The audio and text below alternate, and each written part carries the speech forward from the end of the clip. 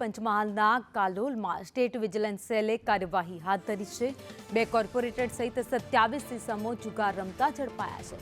જુગાર રમતા 13 જેટલા ઇસમો બાઇક મૂકી ફરાર થઈ ગયા તો ભાજપ કોર્પોરેટર આશિષ સુથાર જુગાર રમતા ઝડપાઈ ગયો છે। વધુ અપડેટ સાથે સંવાદદાતા હર્ષદ મહેરા અમારી સાથે જોડાઈ ગયા છે। હર્ષદ, ભાજપનો નેતા જ જુગાર રમતા ઝડપાયો।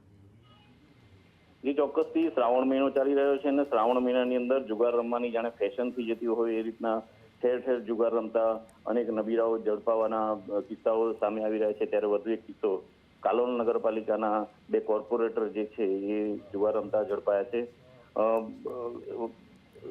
હકીકત જે પ્રાપ્ત થઈ છે એમાં કાલોલના દોલતપુરા ગામની અંદર રાત્રિ દરમિયાન કેટલાક લોકો જુગાર રમી રહ્યાની માહિતીના આધારે સ્ટેટ વિજિલન્સની ટીમે કાર્યવાહી કરી હતી, જે પૈકી 27 જેટલા ઇસમોને પકડ્યા હતા, જે પૈકી 2 જેટલા નગરપાલિકાના કોર્પોરેટર હતા।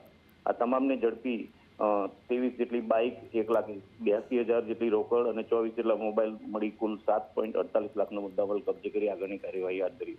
જી, આભાર માહિતી માટે।